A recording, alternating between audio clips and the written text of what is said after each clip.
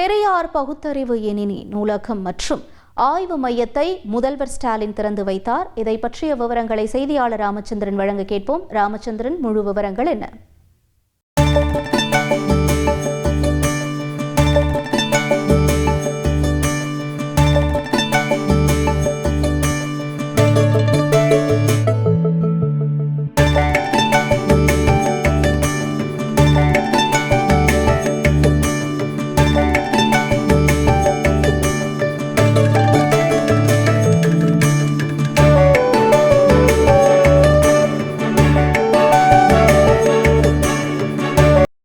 ராமச்சந்திரன், வணக்கம். இந்த நிகழ்வு தொடர்பான முழு விவரங்கள் என்ன?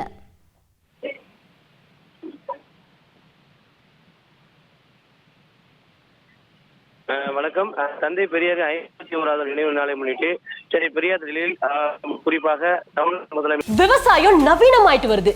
இதை பயன்படுத்திய நர்சரி பிசினஸ்ல இங்க ஒருத்தர் மாசம் 5 லட்சம் ரூபாய் சம்பாதிக்கிறார். எப்படின்னு தெரிஞ்சுக்கணும்னா ஃப்ரீடம் ஆப்பை இப்பவே டவுன்லோட் பண்ணுங்க. தற்பொழுது பெரியார் பகுத்தறிவு கணினி நூலகம் மற்றும் ஆய்வு மையத்தை திறந்து வைத்துள்ளார். இந்த நிகழ்ச்சியில் தமிழக அமைச்சர்கள் துரைமுருகன், அதே போல ஆர் ஆசா, மேலும் சேகர் பாபு, திராவிட கழக தலைவர் கி வீரமணி உள்ளிட்டவர்கள் பங்கேற்றுள்ளார்கள்.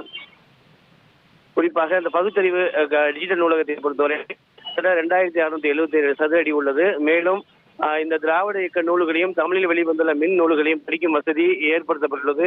அது மட்டுமல்லாமல் தமிழில் இயக்கக்கூடிய மின் நூலகங்களையும் ஆவண களஞ்சியங்களையும் அணுகும் வசதி இங்கே ஏற்படுத்தப்பட்டுள்ளது. மேலும் உலகில் முதன்மையான மின் நூலகங்களையும் புத்தகங்களையும் ஆவணங்களை இங்கிருந்தே படிக்குவதற்கான வசதியும் ஏற்படுத்தப்பட்டுள்ளது. இதை தமிழக முதலமைச்சர் ஸ்டாலின் தற்போது திறந்து வைத்துள்ளார். மேலும் இந்த நிகழ்ச்சி குறித்து பேசுவார் என்றும் எதிர்பார்க்கப்படுகிறது. நன்றி ராமச்சந்திரன்.